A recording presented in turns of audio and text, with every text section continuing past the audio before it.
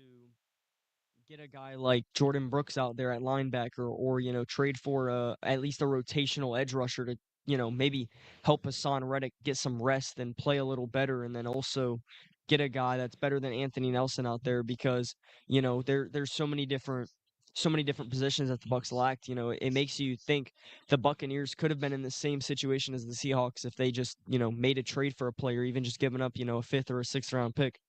Hmm. Yeah, I mean, that was really the Achilles heel of this team this year was their inability to pull the trigger, right? And when you talk about, doing that, pulling the trigger, making a move happen, uh, I don't know how you don't see this as a front office and just see this team and say, hey, they are kind of falling apart, and what can we do to, remedy this? And I feel like it exactly would have been that. It would have been, getting a guy at the trade deadline, someone you can, put your trust in, someone that you can even just as a Hail Mary, right? And I feel like in the offseason, the Hail Mary move was kind of that Hassan Reddick signing on the defense. Uh, you know, but obviously never came to fruition with the Bucks. He never hadn't played for a year. He was washed up. But it was just, this year was not it for the Tampa Bay Buccaneers. I do want to say that, there have been a couple things happening in the offseason. Very, obviously nothing big for the Bucks yet, but they did interview Mike McDaniel for the offensive coordinator position, which, you love to see it. You love to see the Bucks shopping around the league, looking at guys that have had success other places. And I honestly would love Mike McDaniel as our offensive coordinator. I don't Switching exactly. up, huh?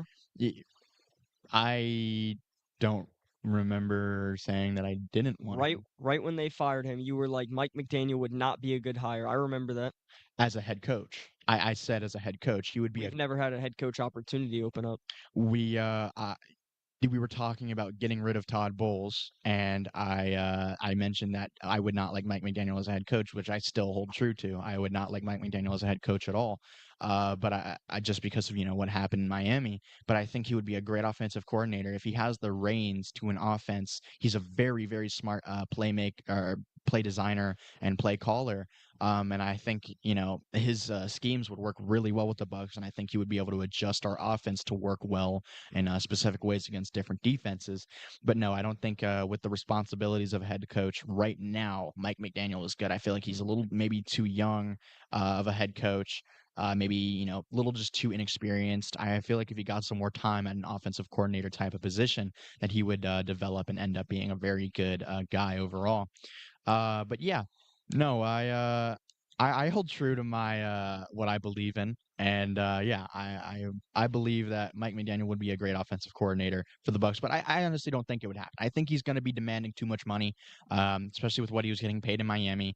And I don't think the front office with the Buccaneers is going to want him to pay him that. And so it's going to be a. I honestly, I look forward to finding out who the Tampa Bay Buccaneers are going to choose as offensive coordinator. I just hope to God that sometime this offseason I don't get a notification on my phone that they chose someone in-house to promote and see how they'll, suffice. I think it is most definitely time, as most Tampa Bay Buccaneers fans would agree, to get someone, bring someone in, change things around, get some new energy brought into this building, and let's see what we can work with. Yeah, but when is the last time we actually did sign someone outside of the house? Because I'm pretty sure Brian Leftwich also was in-house, He was a correct? It quarterback was for the it Bucks. was Yeah, I Liam know. Cohen, and then it was also Dave Canales coming from the Seahawks, and Liam Cohen coming Hmm. from Kentucky were the last two. Yeah, and then they both eventually left, going to different teams. Dave Canales going to the Panthers and Liam Cohen going to the Jags, which he showed this year that he's actually even a phenomenal head coach too, which would have been great if the Bucks just he'd been a little early, but fire Todd Bowles and sign Liam Cohen as head coach. And back to when you were saying taking a shot too, that really showed that the Bucks didn't want to do that. Even this current off season right now, not even current off season, but this coming in their off season, not taking a shot for a new head coach, not firing because obviously the fans didn't really want Todd Bowles as their head coach, mainly defensive coordinator too. But it looks like I'm pretty sure they're going to be keeping him at defensive coordinator and head coach for one more year, You know, which if you reflect back and in hindsight, it's easy to say, hey, we should have gotten rid of Todd Bowles and hired Liam Cohen as the head coach, right? But if you look back and you really remember what was going on, we were confirmed. We had Liam Cohen as our offensive coordinator for another year. We had no idea that he would go and promise us, a second year as offensive coordinator and then immediately go and take a head coaching position with another team. Obviously, I would have preferred. I actually said it when it was happening that we should have signed Liam Cohen head coach. But it's very hard to say in that situation because to the Glazers, they were getting a top offensive coordinator that now is leading a successful team. In just their offensive coordinator, not as the head coach position, and they were still getting a great defensive coordinator or defensive minded head coach out of it. Which obviously we saw this season. If Todd Bowles doesn't have an offense that can operate on all cylinders at all times, then things start to fall apart on the defense, especially with the personnel and the ambition and the Yeah, and I do also think that the Buccaneers have a way more like every player on that team. I think if you were to compare it on paper, the Bucks have a way more talented team, and I think Liam Cohen could do if like what he's doing, if not better, for the Buccaneers this year if they did had signed him to head coach. But Now, something that I want to bring up is what Rondé Barber said on his show, and he said that he thinks that Todd Bowles asks too much of the players on the defense. So, when you think about it, I've also heard him say, that Todd Bowles has a really complicating defense and it's hard for guys to pick up. And what I want to say about that is why is our head coach making it difficult for our defensive players to know what they're supposed to be doing? Dumb it down, play to the players that you have, and then try to get them to be better. Because if you have a guy like Servosia Dennis out there, you cannot expect him to step in and play the same role as a guy like Devin White, who was playing behind a phenomenal defensive line. And so he had those opportunities for the free blitzes, and he had the opportunities to go and make plays because of how scared people were of just the front four. You do not have that front four, and you do not have the linebacker with the speed to play that position. So you need to play to your players. and I do think that brings out the old saying that you're only as strong as your weakest link. And Yeah. that holds really strong in football because obviously the Bucks, if you look at all their separate pieces, they look like a phenomenal defense, but that one player, it only takes one player to mess up a whole Yeah. entire drive offense and defensively. Yeah, Son because Reddick.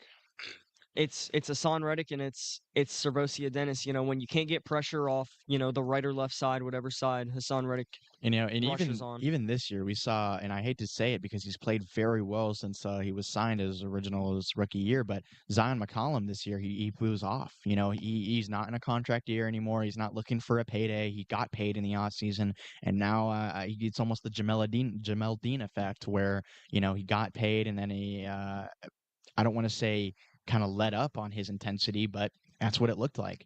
And another saying that I would like to bring back or just remind everyone of is you don't rise to the occasion.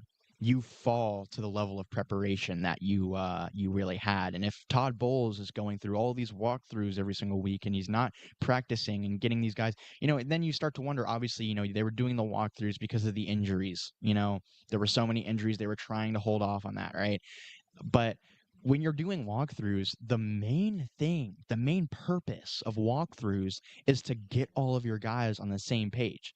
It's to make sure everyone knows their assignment at all times. It's to make sure that everyone knows what they're supposed to do at what time and, just, get everyone working together. Which, like you said, you brought in the what Rondé Barber said. He asks too much of that defense. They didn't understand what to do at times, and I mean that was really hate to say it again, but the Achilles heel of this Todd Bowles defense was just they were not playing on the same page at all this year, and you saw it time and time and time again.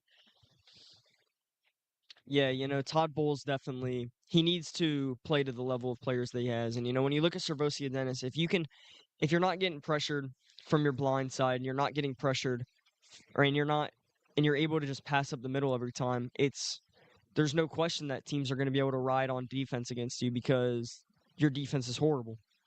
Yeah. Before we continue the discussion about all the Bucks, the things that they can do in this offseason to mend their issues that we saw this last season, not even making the playoffs, not winning the NFC South, losing to the Carolina Panthers. Today there are a slate of NFL games. There's two specifically I'd like to talk about. At 3 p.m., the 12-5 Texans play the 14-3 New England Patriots. Who do we feel is going to be taking home the victory with that one? Now, I think I'm gonna go with the underdog here. I'm gonna say the Texans. I really think they have a better offense than the Chargers do, and the Chargers defense is also a little worse than the Texans. I think the Texans are an overall better team than them, and I think they can obviously the Chargers defense holding the Patriots to 16 points is absolutely fantastic, saying that they're one of the top teams in the NFL, but I think they also do have a better offense, although missing Nico Collins this week. I think CJ Stroud still has a great connection with Jaden Higgins and Xavier Hutchinson and all those other backup receivers that still play a big role in these games. So I think I have to go with the Texans here, and I think it's going to be a lower scoring game. I'm also going to go with the Texans, and I think when you take a look at both teams, I think the Texans' strengths really point out the Patriots' weaknesses. You look at that defensive line and that defense as a whole. That Patriots offensive line, although improved, much improved off last year with Will Campbell and some other key additions, it's still not the strongest, and it's held its own. But I think against that Texans defensive line and the defense overall, Azeez Al-Shaair is a phenomenal linebacker. You take a look and their corners are amazing. They've got good safeties. I think that Texans defense overall is just going to shut down the Patriots offense, and I don't think the Patriots are going to be able to get anything going. There have been very few NFL offensive linemen in history to immediately get drafted and in their rookie year make such a large, hard impact on a team. And Will Campbell, I'm not going to sit here and say he's one of those, because we've seen. He's a great tackle against, most defensive lines, right? He can, like you said, he can hold his own. But when he comes up against an elite pass rusher or a great defensive edge or a great defensive lineman, he really does, have a Struggles, 50-50 yeah. game. He'll make the blocks at some points. He'll give Drake May just enough time to get a pass out. Or he'll run block just enough to get the run out to the edge or up the middle, but really you see him getting handled by these defensive linemen a lot, and that's just the welcome to the league. It's the physicality of NFL defensive linemen, especially on the Texans, the one of, if not the best defenses in the league, next to obviously the Seattle Seahawks.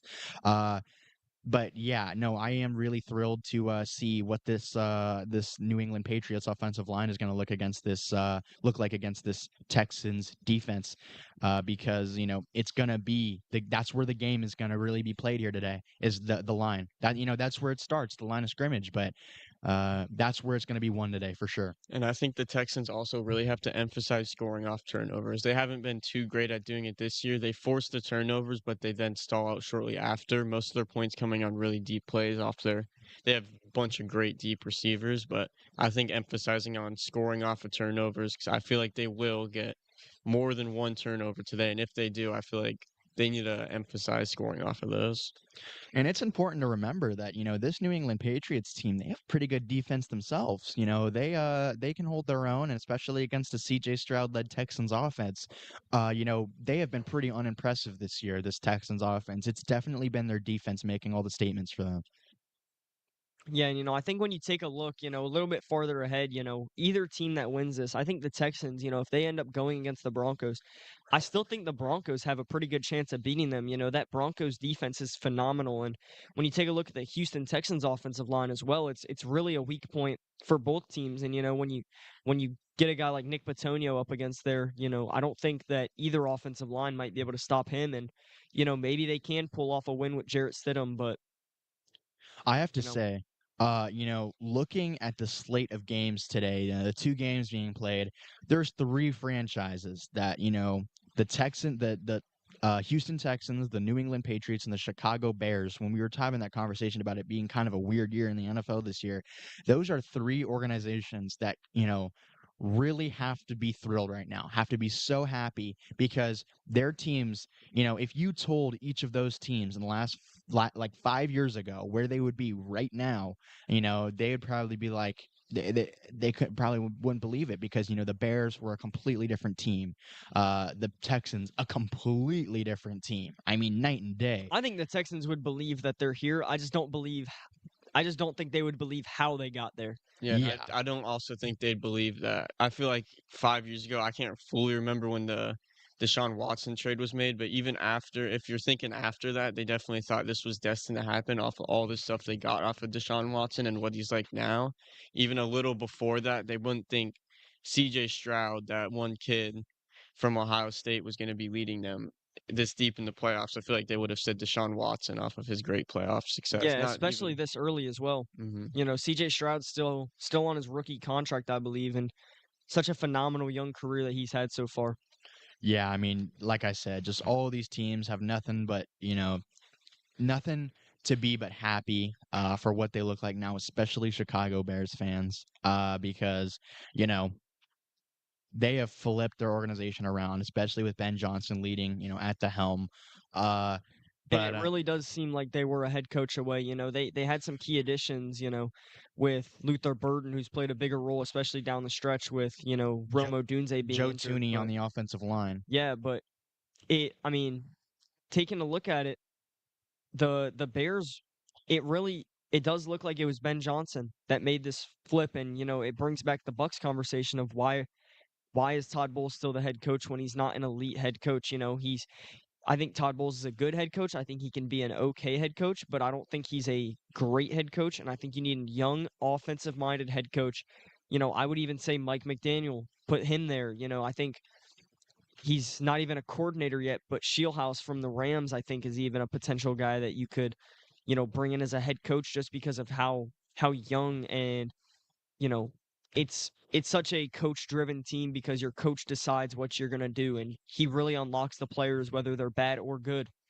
Here's the thing with the NFL today is, it's being so normalized, the having an offensive coordinator or a defensive coordinator as your head coach, and then also, having a coordinator for the opposite end of the spectrum where they don't operate, right? It's not normal. Most teams in the NFL history especially, had a head coach, offensive coordinator, and a defensive coordinator, right? And so I wouldn't mind the Bucks going into that sort of thing, going into a, head coach, offensive coordinator, defensive coordinator. However, where I have to make a point and, take a stand is the fact that Todd Bowles, without his defensive play calling and defensive design and whatnot, is a bad head coach because he had to bring someone in for clock management. He had to bring someone in for all these little things. He's had to make adjustments to his game over the year, even though he's been a head coach for multiple teams before, and he's older and he's not young, so he doesn't have he doesn't have time to develop as a head coach or anything. He has to prove himself now, or already had to prove himself. And yes, he's won the South in an eggshell division the last couple of years, but I mean, it It's really not enough. it gets to a Yeah. point where it is not enough, and you have to start wondering. The Steelers. Mike Tomlin stepped down as head coach with the Steelers. The Ravens let go of John Harbaugh. Both of those guys had been successful for years with their teams, But they but couldn't get over that final hump. yeah, they couldn't get it done. And so, you really have to assess the situation and say, hey, you know, is Todd Bowles really the best fit for us at head coach? And, all these little different things. And I have to personally say, right? Uh, everyone's seen, everyone says something about the head coach position of the Bucks and how Todd Bowles' job is still safe.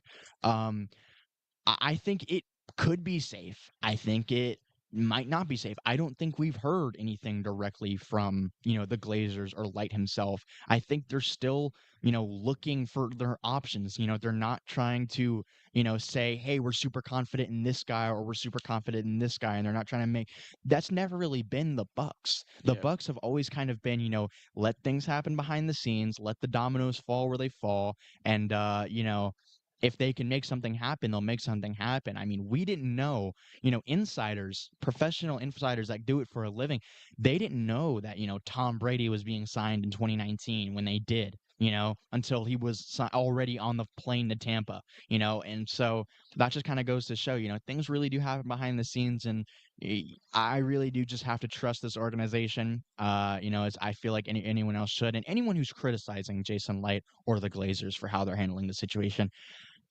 I'm not going to say you should turn in your fan card, but I'm definitely saying give them time. All right. This is all still very sudden. The season just ended. We have a lot of time. We have months to deal with this stuff. And I'm really just looking forward to Rays baseball back at the Trop at this point. But to continue with the games today at 6:30 p.m. Obviously, it's different because it's on the West Coast. These games, the 12-5 Los Angeles Rams play the 11-6 Chicago Bears. It's the battle of Stafford versus Williams. What do we see out of this game, fellas? What do we think?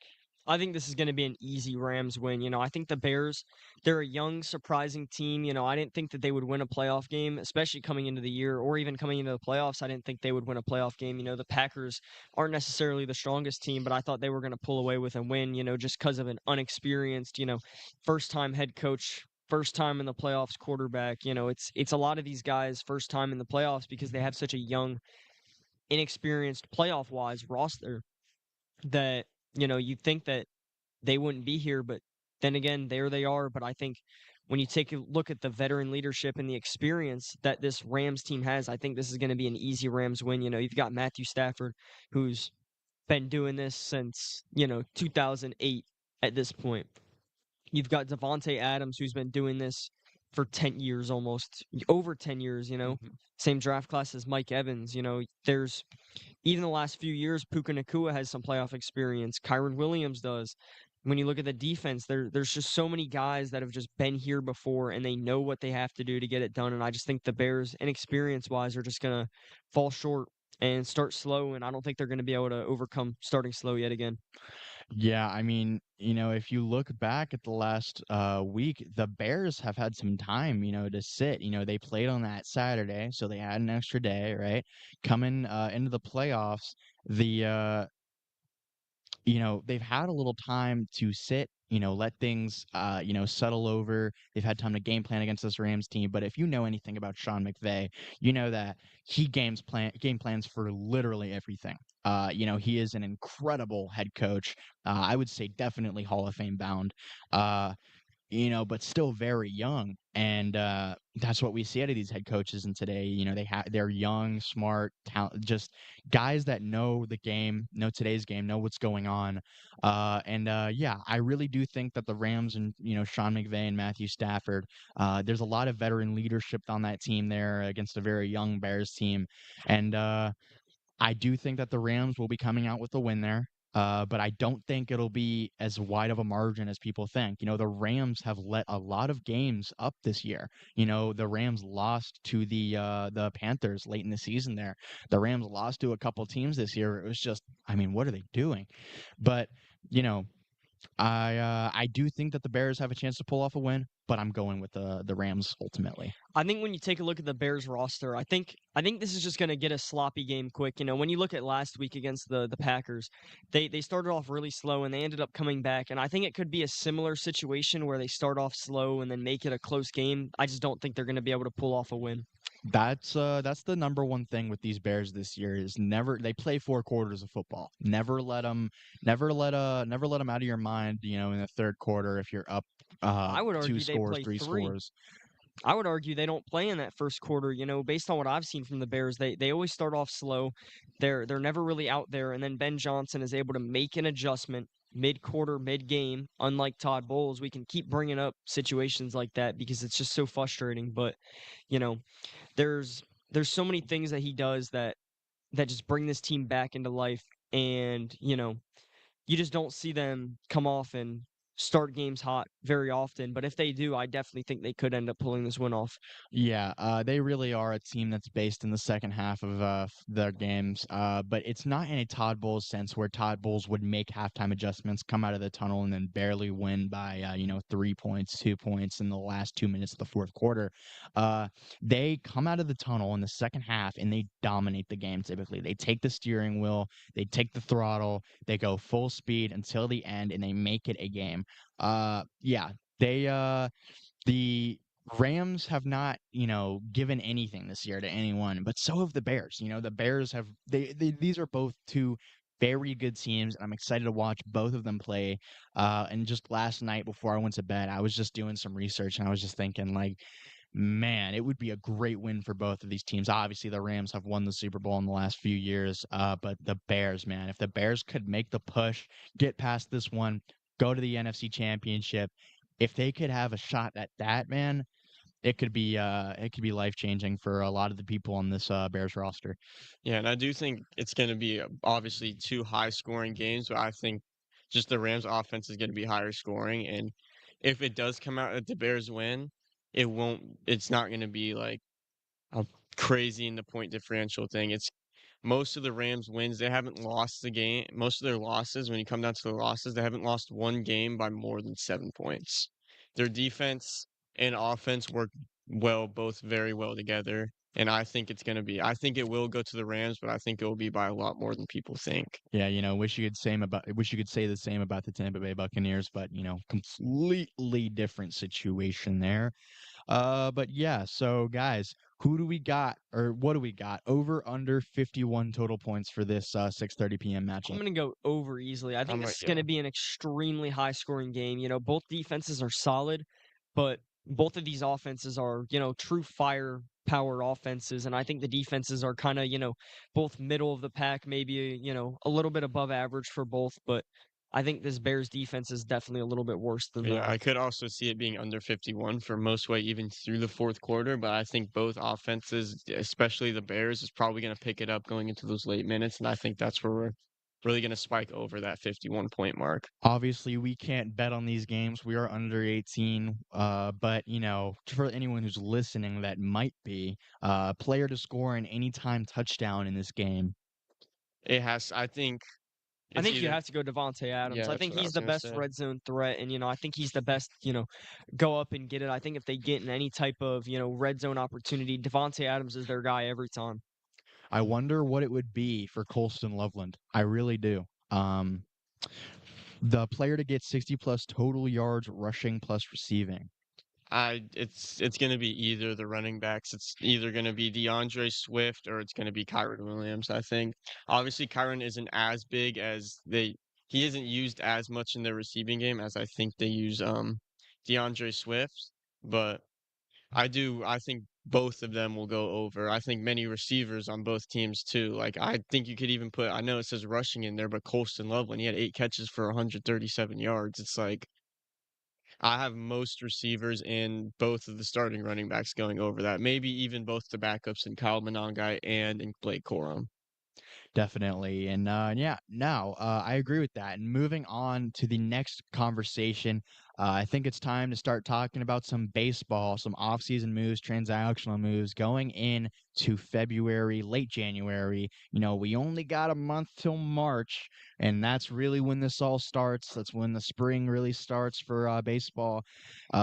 Just some big moves to get out of the way. The Tampa Bay Rays trading right fielder Josh Lowe to Los Angeles Angels for right-handed pitcher Chris Clark and left fielder Gavin Lux. They have him listed as a left fielder, but he also plays second base and And infield in different positions. And I think that's a great move by the Tampa Bay Rays. I think Gavin Lux could definitely be the answer at second base. yeah, Eric Neander did say that he views Gavin Lux as a full-time second baseman, and to me, it's just, I don't think we should punt on the season already, but there is not much to look forward to as a Rays fan right now, just because you take a look at the last 2 years and you look at the upside of players and you're like, this team could be good, but then you look at the floor and you realize this team is just not that good.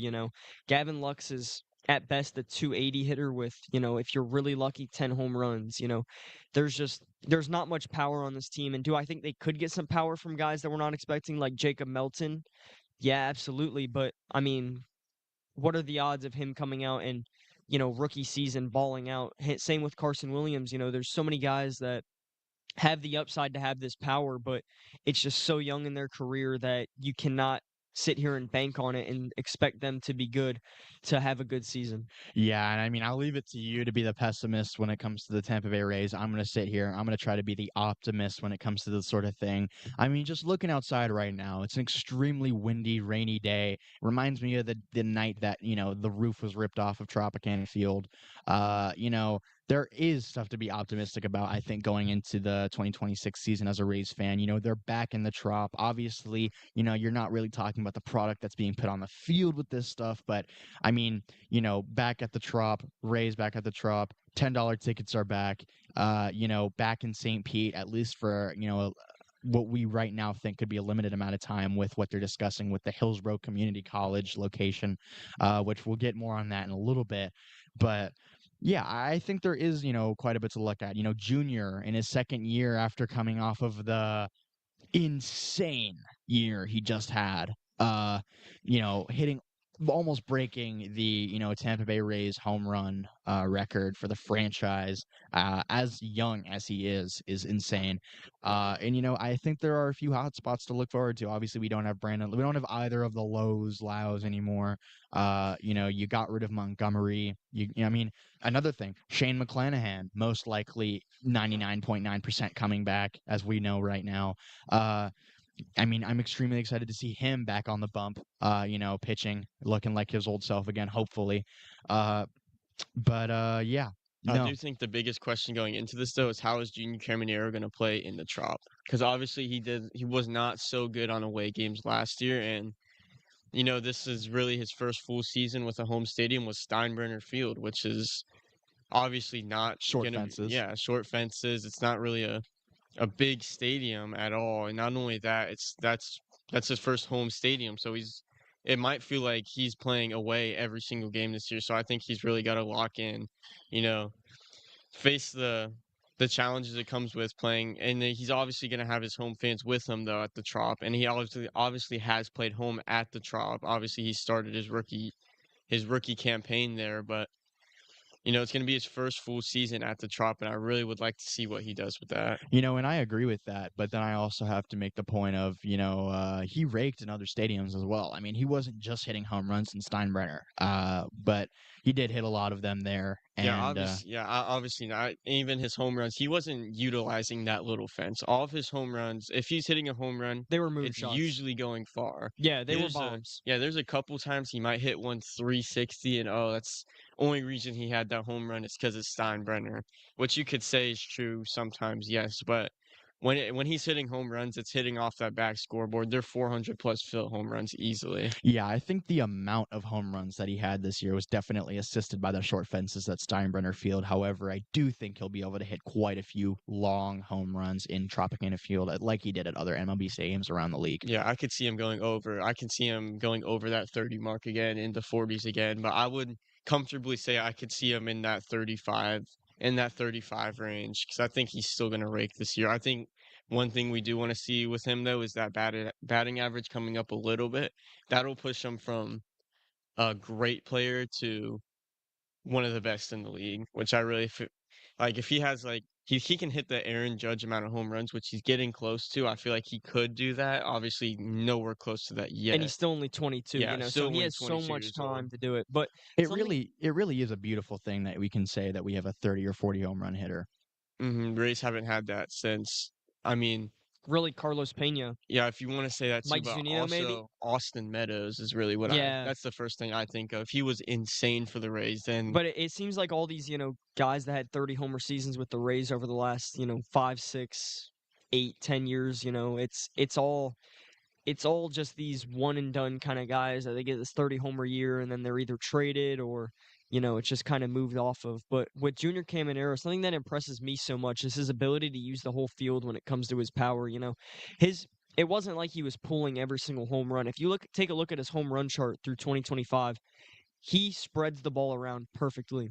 I think one person I could say also that spreads the ball around not as perfectly, but definitely in like a different way that you see from a lot of hitters is Yandy Diaz. I think Yandy Diaz might be the best of the best at spreading Yeah, the ball around the field. I think if you need him to pull a ball, we'll pull one. Obviously, me and Jake went to a game where we saw him hit a 430-foot home run, obviously in Steinbrenner, He hits the ball hard. He is yanks so it left, strong. and then one that we all three went to. We all pretty sure all of us did call that he was going to hit a first at bat home run against Chris Sale, and he ended up Yep. did doing that, shooting it to right field, which You know, and obviously I think shows why that's he can something spread that it. it's not very impressive. If you went to a game with us last year, you know, you would hear us say almost every at bat, "I'm feeling a homer here," just because, you know, we loved watching the Rays. You know, this is the first year that we all had our license, so we were able to go to so many Rays games, and you know, it being in the Trop and being closer with $10 tickets, it definitely is going to be a lot more this year. I will say that. Yeah, I'm pretty sure we went to about 15 games last year. I could see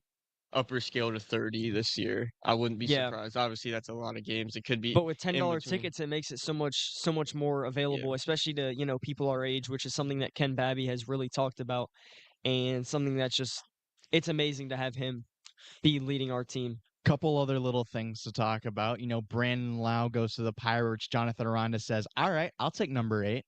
He changes his jersey number to number 8. Jonathan Aranda is going to look swell this year wearing number 8. And that's another bright spot I'd like to talk about. Jonathan Aranda coming, back. Obviously, he was Bless injured for the you. latter end of last season. But Jonathan Aranda, man, when he gets on a Bless hot you. streak, I feel like if he really gets going this year, he could impress a lot of people at first base, especially if they continue to use Yandy as that DH guy. Um but I also don't think he's a fantastic fielder. I don't think he's obviously not the greatest you're gonna get fielding first base, but he's a phenomenal contact hitter at first base, which is kind of what the Rays had the past And couple he has years. 20 homer upside, you know. When you Hmm. take a look at if he didn't get injured, there was a real solid chance he could have got up to 20 homers that season and you know, hitting 320 with 20 home runs.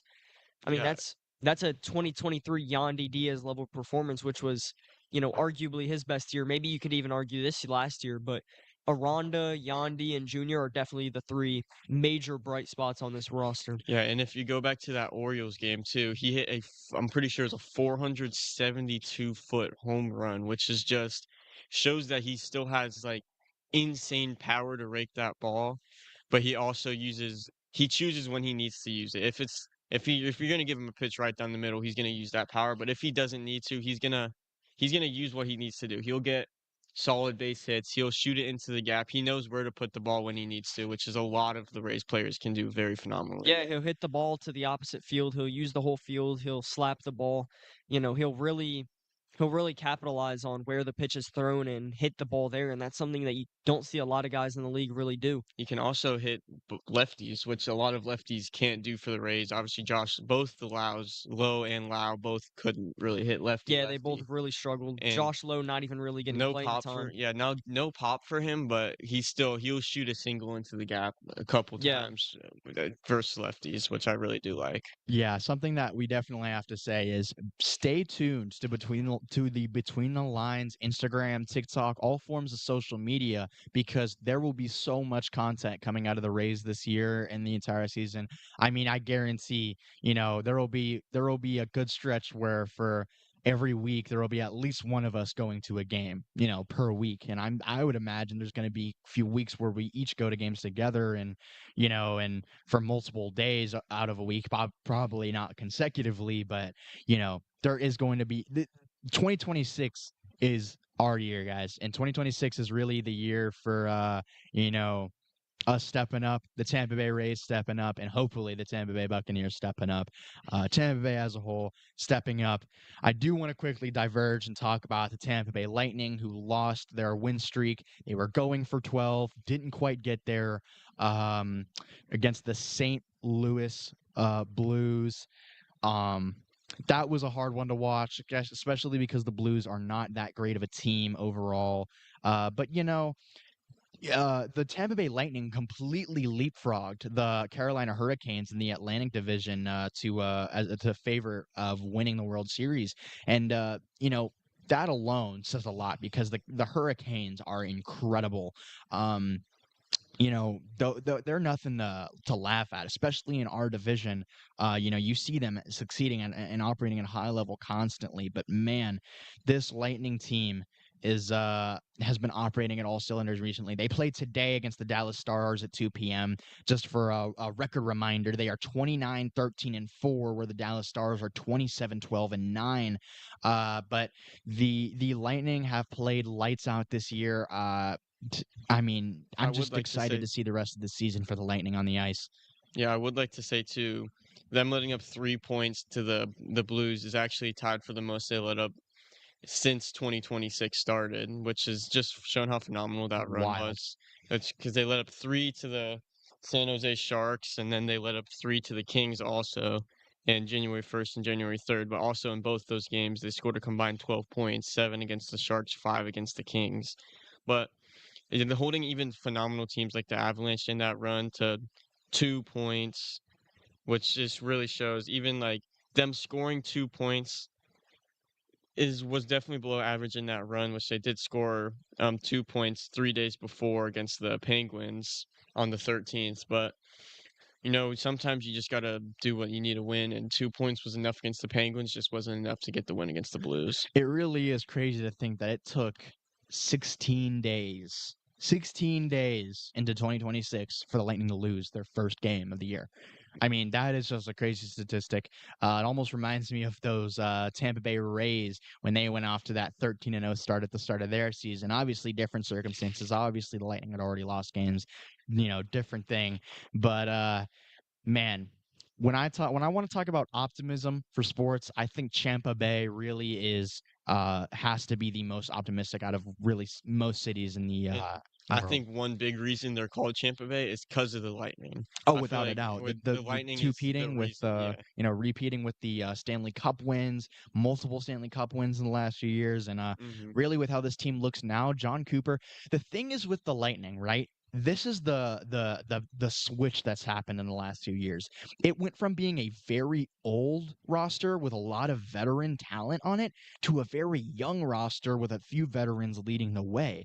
So it went from guys like Stammer, Cooch, Nick, just all these guys that have been there for a while, know the system. John Cooper's nurtured these guys since they were young players, to now we have guys coming off the Syracuse crunch every other week, and these guys are getting their starts. And there's so many guys that have gotten their first start this year that are just excelling at a high level. I mean, Jake Gensel's been around for a couple of years, but he this year is really stepping up, taking that kind of what we've seen out of Braden Point in the last few years. And even Braden Point is starting to have he's getting into his midseason form. He's really starting to warm up and get hot right now. And you know that's what you love to see out of this Tampa Bay Lightning team, is just that excelling at that, exactly what they need to do. Yeah, definitely with Kucherov too. I feel like Kucherov for the Lightning is very similar to Evan Longoria for the Tampa Bay Rays. One of the top players in the league is going to keep putting up points like that and is a staple to the franchise. Everyone loves this man.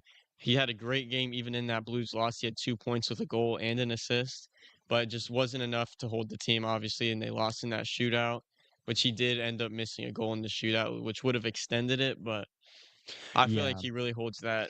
Like people like him as they did Evan Longoria. that's the thing, is their first loss of 2026 was in a shootout. That Hmm. just really goes 16 days in, and it was a shootout. That's how they lost. That really is a testament to how these Tampa Bay Lightning have been playing since the start of 2026, and really since the start of the season. Just to mention, we're jumping back and forth here. That's what you see on Between the Lines. Just jumping back to the Rays very, very quickly.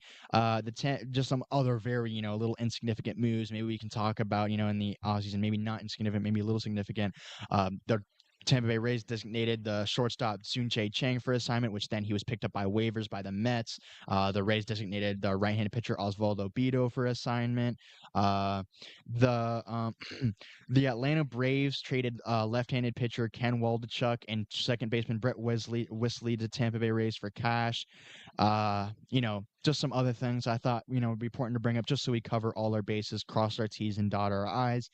Quickly, though, we have 4 minutes left. I would like to talk about the college football landscape as Jake watches Instagram Reels on the show. The Miami Hurricanes versus the Indiana Hoosiers. Number 1 versus number 10, 7:30 p.m. on Monday night. What do we have coming out of that game? I think it's Indiana, and I think it's going to be a blowout. I think it's going to be similar to that Seahawks Niners Niners game.